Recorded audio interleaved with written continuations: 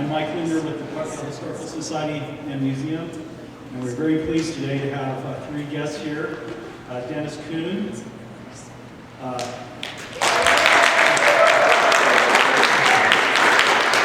cousin Martha Morgan, and his aunt Elberta Hulsey. About the history of the Coon Ranch, which is located just outside of Clarkdale, and they're going to tell us all about that. In preparation for the presentation, can you please take your cell phones out and turn them off or turn them on mute? We will be recording the presentation. And we will have time for questions at the end. This microphone is going to kind of be moved towards the back, so if you have questions, you can come to the microphone and ask questions. We appreciate you coming out for the presentation today, and we've got a box in the back. Donations are welcome. Thank you. Dennis. Good morning. Thanks for coming. My name is Dennis Coon, and this is my Aunt Berta. She was born down at the ranch. She is 94 years old, and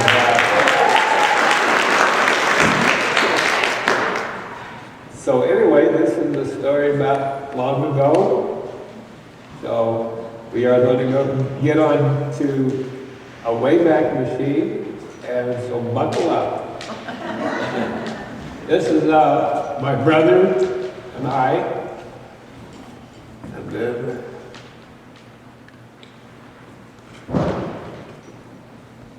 there's me. That was the high school days. Old Letterman certificate, football. Oh, 4-H? Maybe I should put my glasses on. Yeah, the 4-H deal. Another 4-H. Oh, that's my sister. There's the varsity.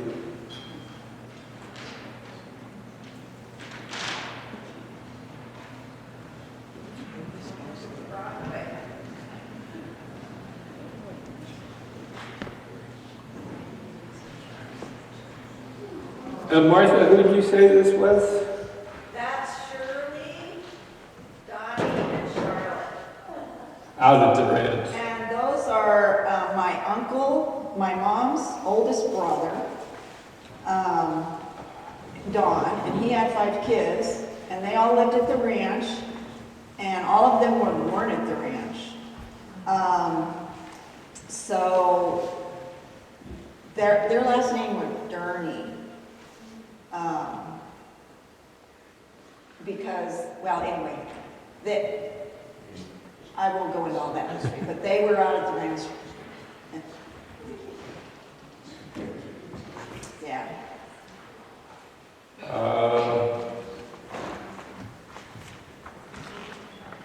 Department of Clarkdale. Labor. That was my grandfather at the smelter. There's my grandfather with the old radio.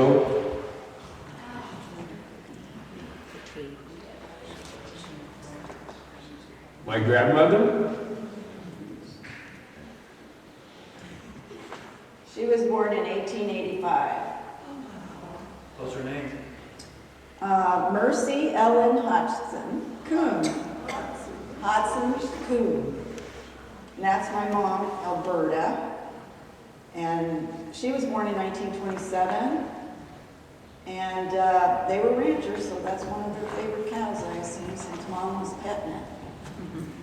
This is one of the baseball teams my dad coached. He was really, he started a lot of this stuff, Pop Warner, football, baseball. There he is. Uncle Dale. And these are old westerns from Sedona, when the movie peoples would come down and rent them, all his brothers and him, as extras, and they'd get our horses. This is him right here. They were in several old westerns, and you can see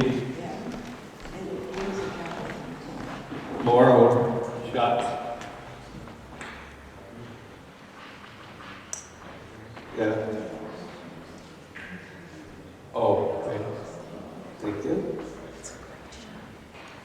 More old westerns from the movies. There's another one, and this is him on the end out here. That's Mittens out on the west side of Sedona, but not far from Bell Rock. Of course, in those days, there was nothing out there except for the cowboys.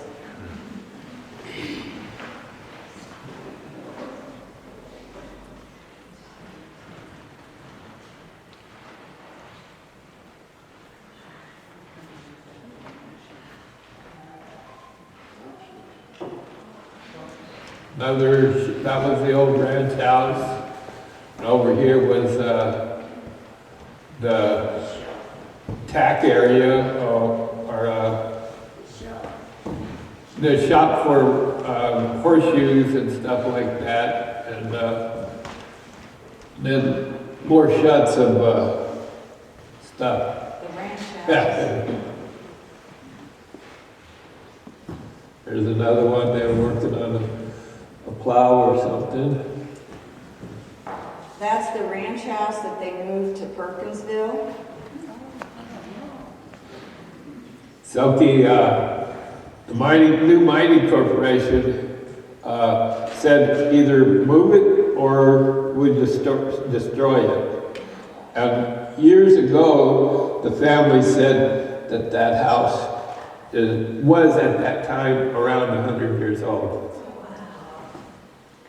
Yeah, a thing that's interesting about that house is it had a basement underneath it also, which, you know, in Arizona, there's not that many houses that have basement, especially in that era. And to get to the basement, it was on the outside of the house, and there were sandstone steps that led down to the basement. And that's pretty architecturally different than a lot of Arizona houses. These are a couple old milk jugs. Do we know who built the house? Phillips Dodge. And there was another family who lived in there before us, but I forget their name. I don't know that that was before 1924. Some of the mules and stuff. The old barn. You can see the smokestacks in the back. We had huge meadows that they grew alfalfa, a lot of fruit orchard, gardens. They did a lot of irrigation ditches, a few rock dams to do the water for the ranch. They did not get indoor water at the ranch until about 1946, 47. Before that, they got their water at an artesian well close to Tapco.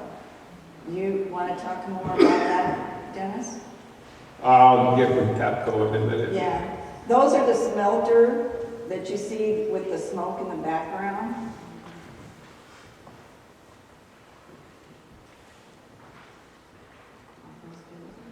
Or unloading the hay. This is way before the balers. Yeah. We did a lot of baling of hay, but that was before. I can't even imagine. Now this is an old dam that they made to convert some of the water on the Verde to go down the ditch that they had dug to irrigate all the alfalfa fields and permanent pasture fields. Another one, old railroad track to get rock out to the end.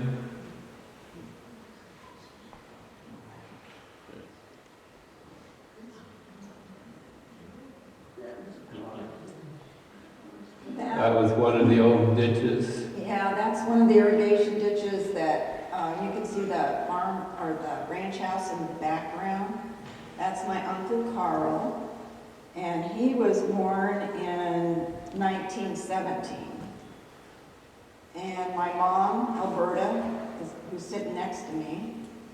And then Charlotte, Shirley, and I think that's Walt that's standing next to Carl, who are cousins. Bunch of old cars. This here I found in with the photos and stuff. In Cottonwood, there was an old bar Uncle Carl used to go to. It had, I forget the name right now, but it had peanuts, and the shells were all over the floor. And pool table, and it's cowboy peeing, horse peeing, dog peeing, and some cows back there peeing. And the pause that refreshes. Yes, What was the name of that bar? Was it the Tumbleweed? Tumbleweed, yes, thank you. All right. And in '67, there was a gigantic snowstorm around here. We had 3 or 4 feet here. I think there was 9 feet in Flagstaff. And the snow crushed the roof, and it all fell in, never got rebuilt. And that's, in '68, that's when all the snow melted, and the flood was gigantic. It washed out big permanent pastures, big alfalfa fields all along the river, and '68 price of cattle fell. So it kind of broke their back, and they said move to town. It was a 99-year lease, and they gave it up in '68. That's when the Perkins came there, Dave Perkins. My dad, when he was 9 years old, rode for Ben Perkins out through Sycamore. And the newspaper article was saying that the Coons moved to the Perkinsville. Never happened. They were always at the ranch. Then the Perkins moved in there, Dave Perkins. Then Dave died, and something took over. But that's one of the old, it's an old postcard. And this one here, at the bottom, was some branding at the ranch. And Ben Perkins was out there helping brand. Yeah, our grandparents believed in us working, even as kids, so when we did all the branding and cutting and all of that, we were always involved in all of this. And that is Don Goddard, which is set right back there on one of his caps. See how young he looks. He just got more wisdom. And this came from the Historical Society of Cornville. It's a calendar that they put together. And that's that same picture.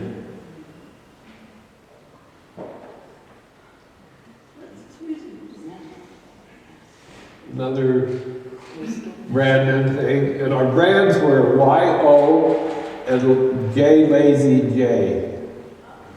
And I don't ever know what happened to the brands that we had.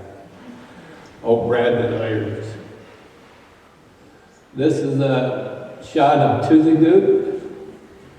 My grandfather helped estimate that back in '34. This is an aerial shot of it. Another one. These are some of the ones that helped excavate it. And grandfather is right where? To your left, Dennis, and with the black hat right there. This is grandfather. And then actually my Uncle Don was CC, is it CC? CCCs. Right, so he worked on Tuesday a little bit, but he also did a lot of work all throughout Arizona, Uncle Don. They made a lot of Yeah. rock walls in Jerome. Yeah, And we tried to get grandfather on the logs there at Clarkdale, Tizigoot, but they always say that is somebody else's photo. yeah, So we're still arguing with them. yeah. Well, I would say my mom knows who her father is. Yeah. You know. And these, my Uncle Roy was an artist, and these are the original. They, the copies were at the 1012 Club on men's and women's restaurants. And I have the originals, which I'm going to donate to the Historical Society. And this is Martha. That is Mercy Ellen Coon and my Uncle Don, who is the oldest son of Mercy Ellen Coon and Albert Coon, who were and our family's always been horse people also. So, yeah, so especially all my uncles, but especially Dennis's dad was kind of a horse whisperer. This is grandfather. Yeah. This is an old what would you say, a jug, thermos, and it's glass inside. I've never seen any glass jugs like that. These are some old purses from out there at the ranch. This J is for Jerome. It's a high school up there. Mingus, an old fiddle that's been around it was grandfather's fiddle. This is a butter churn and whipped cream. Many a times churned that thing. Yeah. So at the ranch, back in those days, before I came along even, but when I came there too, I remember they were pretty self-sufficient. So they made all their own butter, all their own food, their bread from the garden. I mean, I asked Mom if she remembered what her mom did if she ever went into town, because she had 8 kids and all the cousins and everybody else. So she was cooking probably all the time. She said she would go into the old Cottonwood grocery store. And my grandfather drove her in. And that was the only thing that she ever did. And when she went in, it was to get flour, baking soda, yeast, that sort of stuff. But most of it all was, they fished out of the Verde River, they got fish, they hunted deer and all that. But now with cattle, they had pigs, they had chickens, they had turkeys, they had everything. This is an old boot jack my dad made when he was about 9 years old. These are some of the old wood from the barn, a hay hook that he made a long time ago. Now, the interesting thing about the barn, do we have any barn pictures, Dennis? No. The thing that was interesting about the barn is they had cattle, but they also had milk cows. So in the barn, and part of the barn was the old chutes for the cows to Stanchions were the yeah, right. And so then, it's a strange thing, but they sold the milk to town too. And then they also, when I was in 1964, 65, when Dennis and them were there. They milked the cows, and we took the milk to Flagstaff, and they put it on the railroad, the train. We took it to Flagstaff to sell. But they put it on the train, so I don't know where it was going, but that's where it was going. It went to Colorado, Colorado, they yeah. said. Yeah. And this is the old hat rack Dad made, same time, 9 years old. This is a bronze horse that's been around forever. Old bronze clock, lamps that they used back in the days. So they didn't get electricity at the ranch until like 1947 or something like that, and they wanted to get it from TAPCO, and they couldn't get it. And then there was a time when they were bringing electricity out to some of the other ranches. So my grandfather signed up for the electricity through that, and they got one pole on that. So they didn't have so they lived at the ranch for a long time before they had running water or electricity.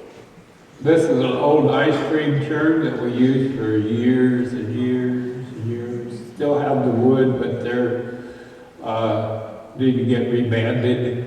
Yeah, that churn, what we did with, and probably some of you did that too, especially on birthdays or holidays. We always had a big chunk of ice, and we'd throw it around. Whoever dropped it had to churn the churn. This is an old shovel my dad found in Sycamore. These are, one uncle was, on my mom's side, was in Korea. When he came back from Korea, he bought all these armament and tanks and stuff for me. This is the old tap and die set that was out at the ranch, and I've kept it safe all those years.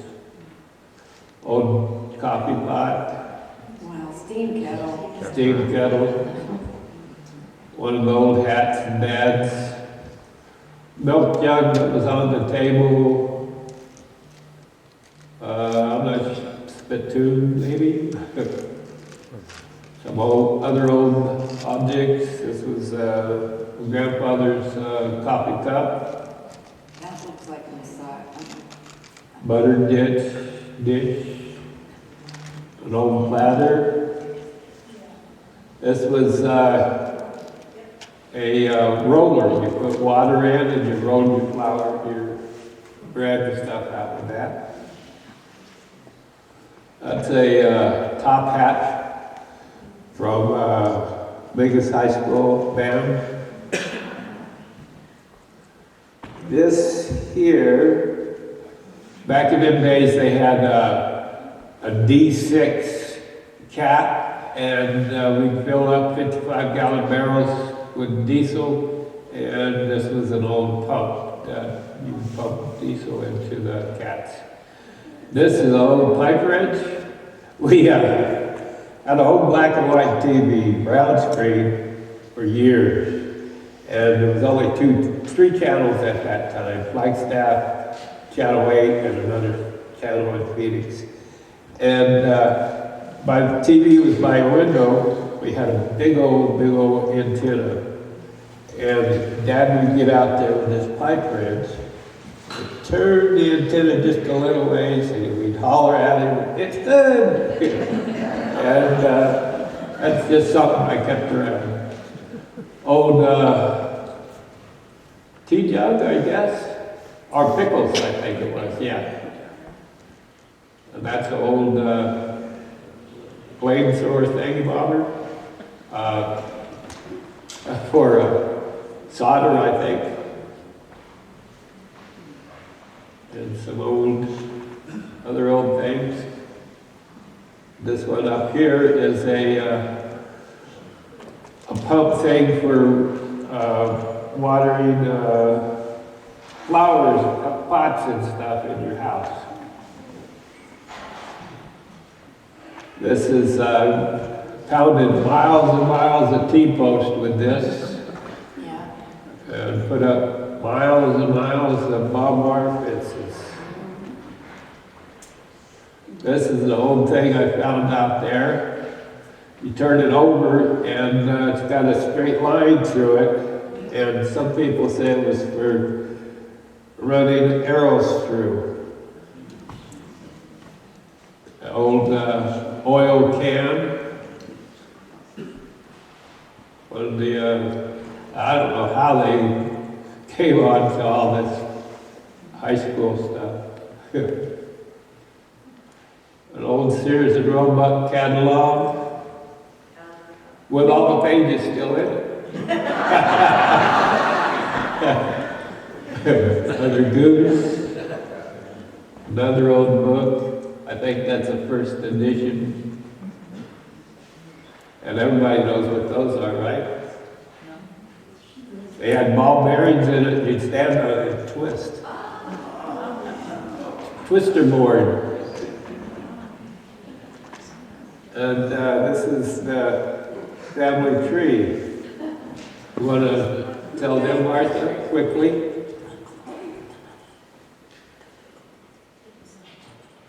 Martha.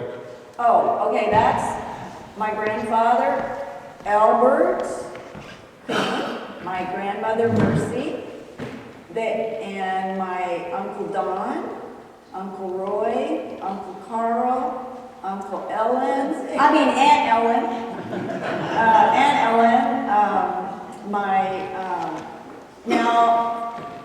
and then Aunt Edna. Now, all of the kids I just said, Carl,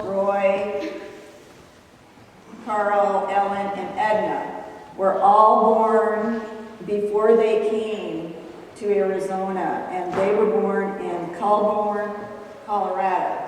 My mom is the second, and that to the last, and she was born out at the ranch in 1920. I can tell you all the dates, and then this is my Uncle Dell, Dennis's dad, who was born at the ranch. And then my Uncle Donnie, who is a cousin, is who made that memory board for us all. These are some of the arrowheads that I found out there when I didn't have any chores to do. Yeah, there was a lot of artifacts all over. It was like being at the beach with Shells. I mean, we'd spent hours as kids trying to put pots together, and it was pretty amazing. A lot of the Tusagoot artifacts actually were donated from the ranch. That's the last one, Dennis. That's the last one? Yeah. Okay. We were at the ranch as kids, and the Alvarez's, they had 2 boys and a daughter, I think. And They lived north of the ranch. at Tapco. Yeah. Oh, And no, I can't. they were caretaking their family. Mom and Dad was caretakers there. And they had an old push cart for the railroad, not the ones you pump, but push. We pushed, my brother and I and the 2 Alvarez boys, we pushed it all the way up to SOB Canyon, Big Canyon up the rail line. And it's got a grade on it when you're coming back down. We knew when the train would come through, the day and the time and everything. So we would get on this, push it way up there, and then ride it down. And it got going real fast. And we left the gate open, barbed wire gate, at Tapco so we could cruise in there. And we had the railroad train, or the tracks, turned to go back into Tapco. And we come barreling through there, and somebody had closed the gate. We all bailed off of that thing, and it smashed the gate, and we got in all kinds of trouble, had to make a new gate. And our first roller skates are skateboards. Were made out of the old iron wheels that you would put on your feet, you know, skates. Oh, yeah. And we took them apart and nailed them to a board, and that was our first skateboards. And Tapco had the biggest concrete floors in that time. So we went out there and roller skateboarded around them. And the Alvarez's that homestead in Sycamore would always come in and stop at the ranch and have coffee and talk and stuff around the big table. And then when they went to town and came back, they would always stop and have coffee and talk about those days. I've got a lot of allergies, so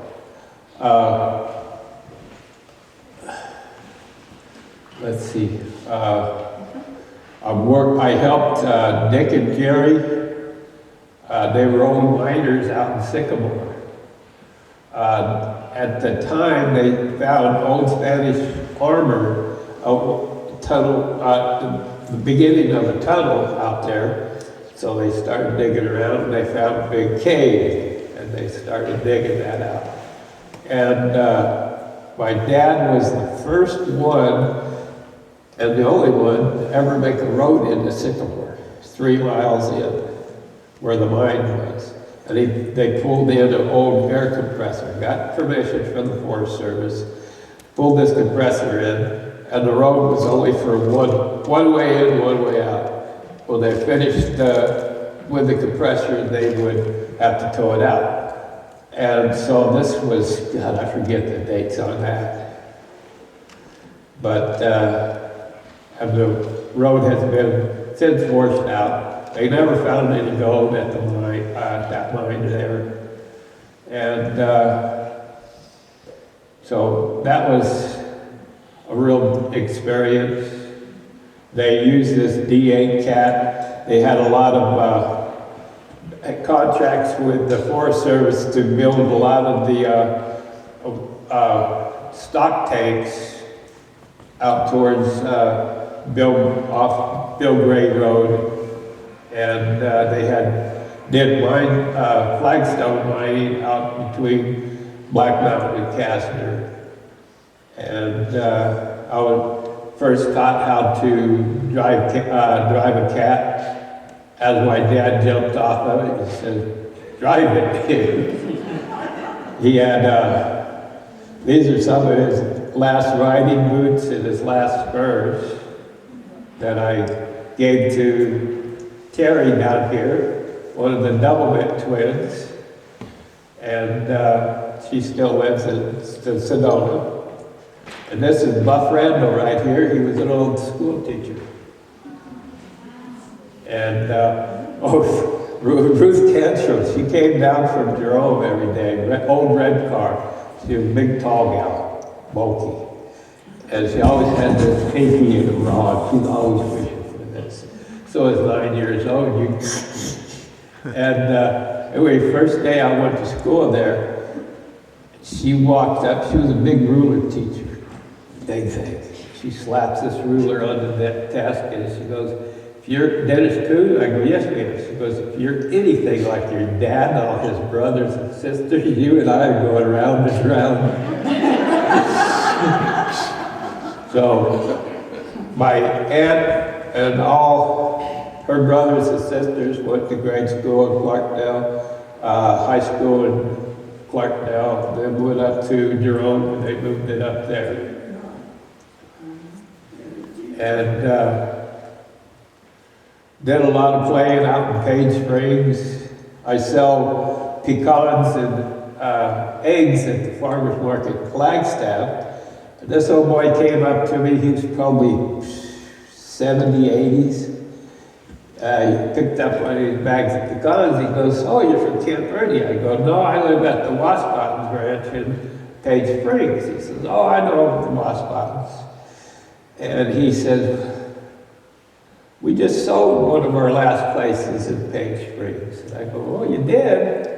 He goes, "Yeah, my uncle built where Up the Creek is now.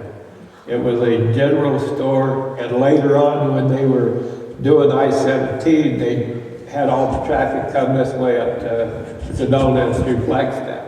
And I go, "You're a Page?" And he goes, "Yeah." He looks at me, he goes, "What's your last name?" I said, "Coon." He goes, you know how people get this faraway look in their eyes? I'm thinking about the old days.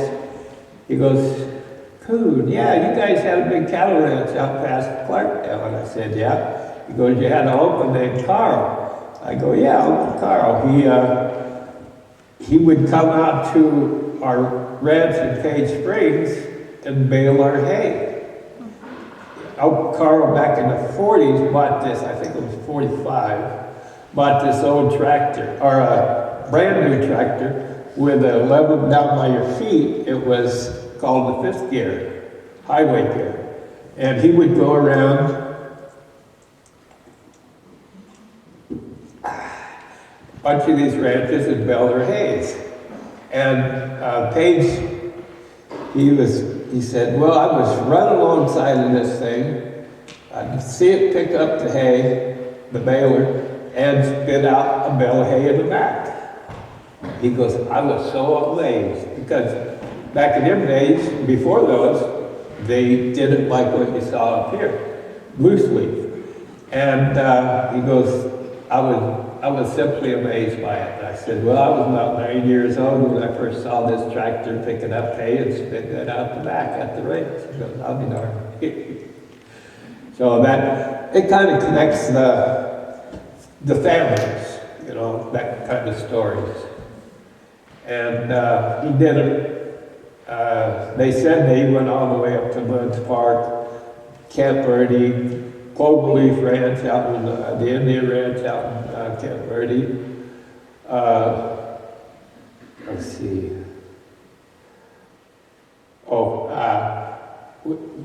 Going back to the old days, about the old round TV, black and white, the bulbs would burn out, and we'd come to town, Clarkdale store up here, and they had a whole rack of new tubes and a tester. And you'd take this tube and you'd pick out one that was matched the tube, and you'd take it back to the ranch and put it in, and it worked. So we did a lot of shopping there at the store there, and got our mail at the post office here in Clarkdale. My first store-bought haircut, Dad would always cut our hair, just and I said, we got to get into town to get a haircut, a real one. So I said, okay. And we went in there, and that's where I got my first store-bought haircut.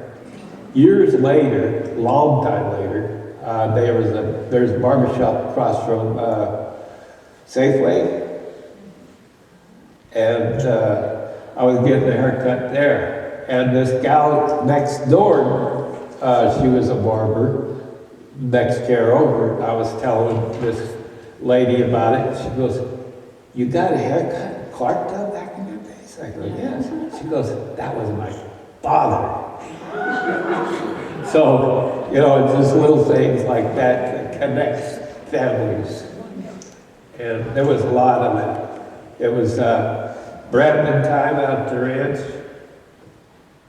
All kinds of people would come out and help. And just stories after stories after stories of different things. We never had a camera to speak of, and Martha and them would come out to the ranch all the time from Flagstaff, and we were all little, and ride horses all over the place. And I would get to throw horse patties, or cow patties, and horse dung at Martha and all of them, Lois and Janet, and that was fun. You got a few more thrown at you, I think. And baling hay and alfalfa, watering alfalfa all the time, just a lot of work, milking on two Jersey cows. I have a friend back here, stuck his head around the corner, and I got him in the face with the milk, squeezing it out of it. And your hands were real strong, you know, by milking all the time. We'd carry it to the back porch and strain it and everything. Cream this thick, on top of really good milk.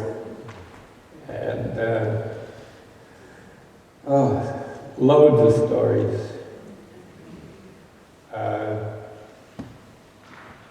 Getting in trouble with Buck here and getting knockers on the head at grade school, running with Linders, Bud Linder and my dad were real good friends. Curtis Linder and my brother were real good friends, and I was real good friends with David Linder. And we'd run around, David would get the keys from his dad, and we'd get to go through all these old buildings around here, play basketball.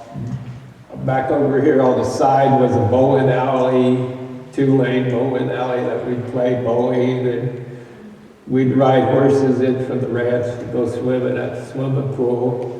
Each time you crossed the river, there was a beautiful swimming hole there, but all your friends were in the pool. So you'd go there and tie up. And all the old buildings, the Linder building, the Miller building down here, played hide and seek in the swelter, just fun stuff as a kid. Went down to the Indian reservation at the inn down here, listened to music by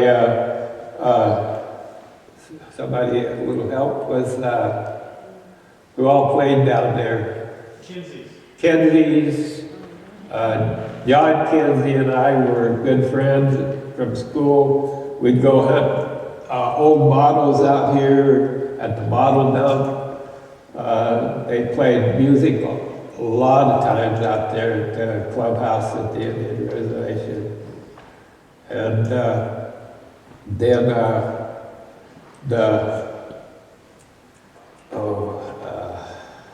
Lozano's up in Jerome.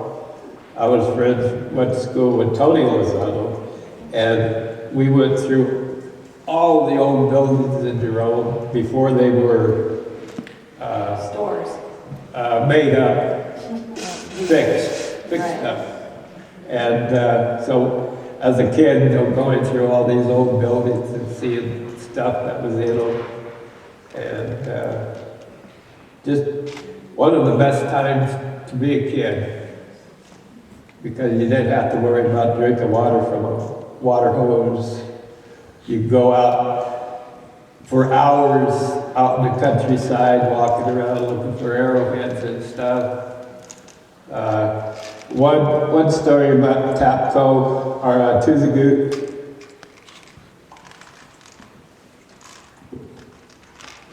And our cousin Shirley would come right in from the ranch to tap Tuzagoot and bring grandfather lunch. But she really didn't. She brought him lunch, but she didn't really come there for that reason. She had a crush on one of the archaeology boys. And she didn't come for a long time, and she went back out there, and she goes, the same guy was there, and she goes, "You've changed everything around." And the guy goes, "No, we haven't changed anything." She goes, "Yeah, you got running water and a toilet and everything in here now." Electricity. So, the railroad tracks, we ran up and down the railroad tracks because we knew when the trains would come, and we'd play on there, swim, fish, play in Tapco, all over that, down in through there. And I forget his first name, but his last name was Coons. Yeah, I had an S on him, he's no relation. And he did talk 2 years ago, I think it was, before the virus, about Tapco. He helped take it apart and stuff. And it was a miracle how that place was built, the technology back in them days. And as quick as they made it too, he said because they didn't have all this government regulations. So they could just go. And they did. They built that all up, and it ran for years, and then it was put on the side as whenever they needed it, you know. And Goddard went to, if I remember, you went to grade school in, where, Clear Creek? I mean, not Clear Creek, that power station outside of Camp Brady? Childs. Isn't that right? You went to grade school there? Childs? Don? He's asleep. Yeah, I think that's what the story was he told. And I met, one of the funerals, I met another lady that went to grade school out there.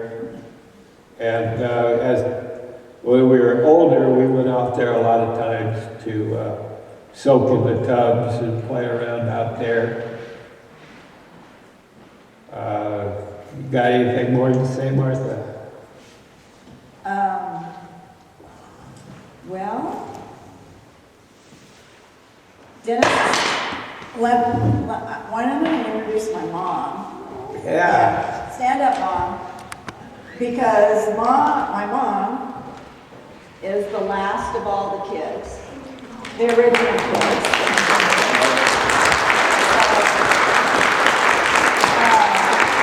Dennis's dad, he was the youngest, and all of the kids said he was the most spoiled. But he was such a great guy. And my mom has a lot of memories. And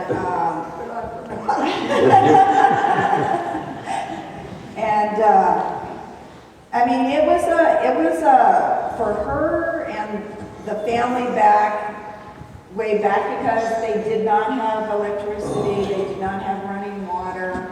My mom is one of those people you can tell has grown up with that kind of a history, because she's very self-sufficient. She's always moving and grooving. My dad tells this story of when they met. My mom, when she graduated from high school in 45, she went to the Arizona State College in Flagstaff. So she met my dad, who was in the Navy. And so that's when she moved from the ranch up. But my dad and her always came back to the ranch because the family was still there. My dad bought cattle, so they had cattle also running through there. But Mom, I'm going to ask you a question, and then you kind of think about it, and then I'm going to ask all these people a question. So when you think about the ranch growing back when you were, say, before high school or grade school, think about something that you remember doing at the ranch and what your chores were. So I want to ask, how many people are native to Arizona? Okay. I'm fourth generation. I'm Mom's first generation. I'm second generation. My kids are third generation. My grandkids are fourth generation. Arizona. I was born in Belmont, Arizona, which is between the Navajo Army Depot, and right, and my sister Janet also. My sister Lois was born. We were down here at the ranch, and Mom was pregnant. I was 3 years old at the time, and she went into labor, but I don't know how many people have been out to that area. There's a few washes when it floods, you can't get across. And so my mom went into labor, And there was no telephone then even, and that was 1955. And so the decision was made, they took out the tractor and the truck, and they were thinking about driving across, but that wash was too high. So Mom, Friends on the other side, and rode the horse across. right, so the decision was made to use a horse. So my mom was pregnant in labor and rode across. They had, I still don't know how the Skidmores knew that they needed to come get you. Maybe because it was raining, so they just came out to, anyway. She got across the river, run with the horse, and then they drove in, and there was the old Cottonwood Hospital. I don't know, how many people know where that hospital is? Okay, so it's the building, I think it's pink now, or it was pinker, but it's not as pink anymore, off Main, across from those R&B houses, those old houses. That was the hospital, Cottonwood Hospital. So that's where my sister was born. So there was two things with my mom, and you saw my grandmother on the horse with my Uncle Don. And you think that when I was pregnant with my son, I took that picture with me. Because I knew that I was going to survive that childbirth because of all the history from all those people. And that's one of the things that meant a lot to me is the history. Because my grandmother and her family, who were in Colorado, we knew, were strong people because you had to work hard every single day to make a go of stuff. And we are so spoiled now, and there's a lot of times that we remember. But anyway, so Mom, what do you remember from the ranch that you would like to tell these people about? Well, I don't know, not get used to not having electricity, so you just, everything, you work at what you do, and what you get have to live, Okay. to work. Yeah. Anyway, so I'm glad you all guys came and listened to us because some of you don't know because you're around here, but there's a lot of history, not just our family, but lots of families and lots with the mines and everything else. This part of the country in Arizona was a big deal. And so it's special. And these photos. Thank you. And all these old photos in the very back tables, back at the end down here, are from Marilyn Miller. Yeah. I don't know where they came from. They were all in with my family's photos and stuff. She was out of Chicago area, around in there. New York. New York. California. There's old Western Union telegraphs on that. There's documentation about Playboy clubs, things like that. There's a lot of old photos back there of Dean Martin and a bunch of them other old folks back there. And like I said, it's a mystery. I don't know where they came from, but they were all in with the photos. They wanted to go to question and answers. Yes, we're gonna move to questions and answers, so if you please come back here to this microphone, or I can bring it over to you. I see a hand coming up.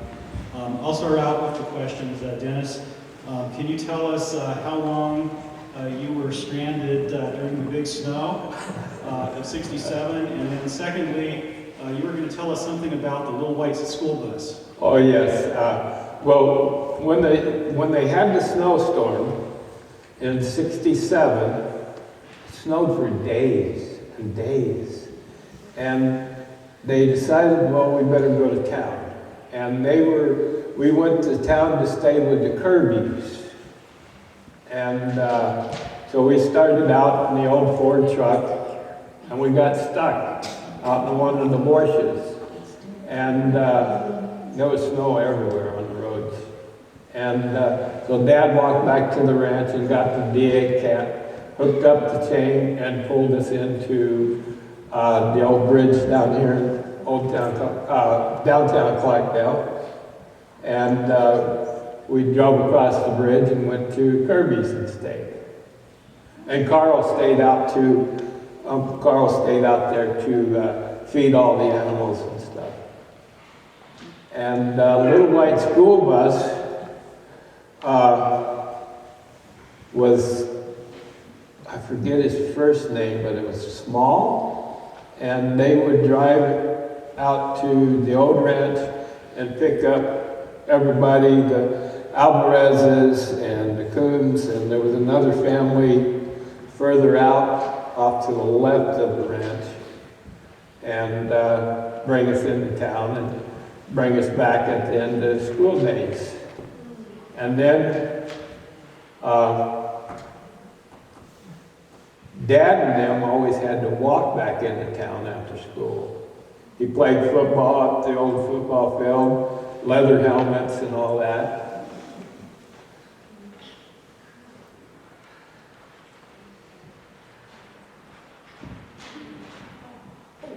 Dennis, how many acres did you guys have? That I'm not real sure of. It was bunches, but I've never asked the question to my dad or any of them that was out there how many acres it was. Well, I know that field-wise, there was probably at least 60 acres. Yeah, 60 acres worth of hay. But the cows, they were range cows, so they would go out all over. So that was part of the Forest Service, the range cattle. So, but we would always, have like roundups or whatever you want to call, but they would put out salt blocks to get the cattle to come in closer, or they had water tanks out on the range that they had for the range cattle, but, yeah. And it circled, the ranch started right out here on Sycamore Road, where it goes down the hill, steep hill going down, where the old dam was. Yeah. And it encircled, the ranch encircled Tapco, Yeah. and it went back out 5 miles to the next cattle run, was the end of the ranch. So the field on the north side of Tapco was huge, so that was at least 10 acres, maybe more, on that side. So there was a bunch of land. Because we had fields on both sides of the river. Yeah. Anybody else? Questions?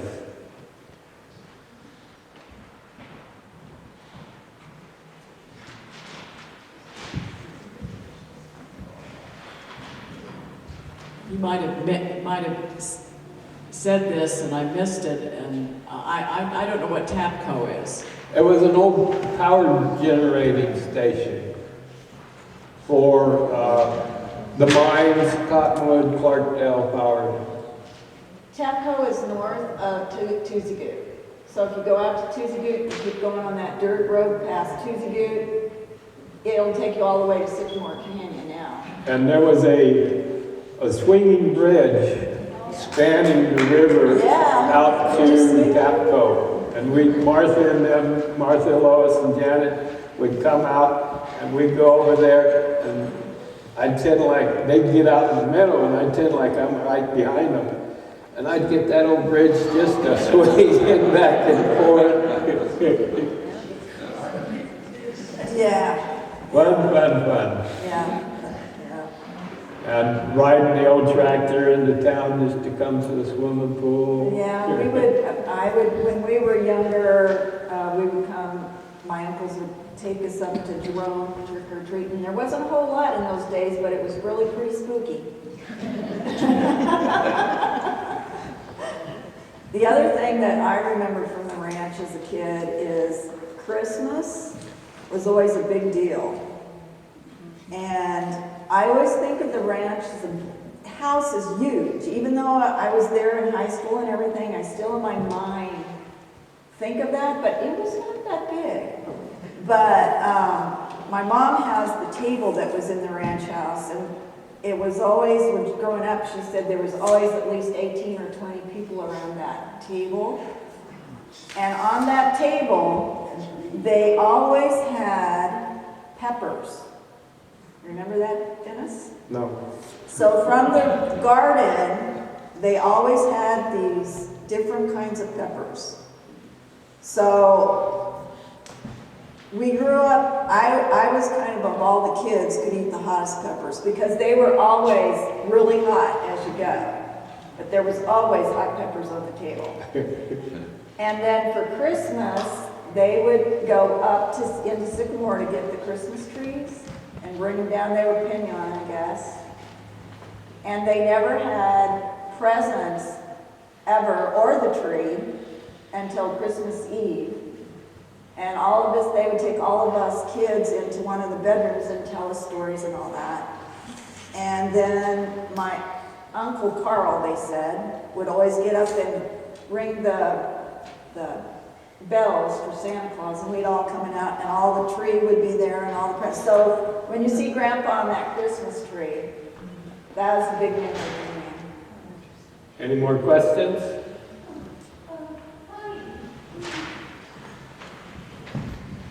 Terry Frankel from Sedona, Arizona, and it's such a thrill to know you and to hear all of this about your family. Have you ever left and come back? How did you end up staying here, and how old are you? I'm 69 years old. I went to... 69, are you 50? Only, you're not 70 yet? No, April. Okay.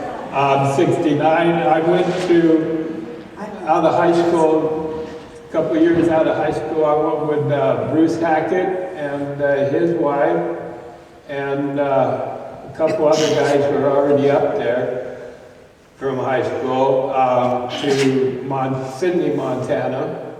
Worked on as a roustabout, driving hundreds of miles out to drilling wells and thawing out pumps and stuff. And then I went to Texas for a couple months to visit family from on my mom's side. But here I am. You know, that mine thing reminded me, this is not related to the ranch, except for that my grandfather, his job in Colorado was he drove a wagon from Grand Junction through Array up to the Silverton Mines. So when you think of that, that's pretty crazy. That just put the flashback into my Yeah. Any more So questions? he must got tired of the What kind of fish did you catch in the river back then? Catfish. There was lots and lots of catfish. Tapco had it was a water-generated source, and up from one of the crossings from the ranch was a big concrete siphon that sucked the water out of the river, and that's where they ran the underlying ground of the water to Tapco, and up in there was excellent fishing for trout, catfish.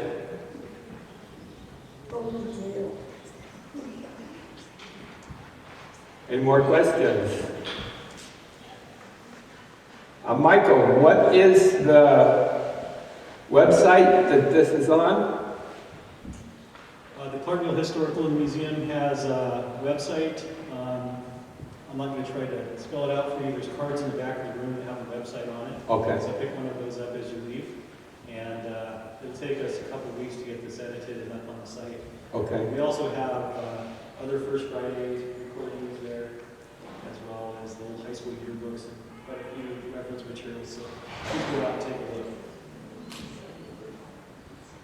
All right, well, that concludes our presentation today. Thank you very much for coming.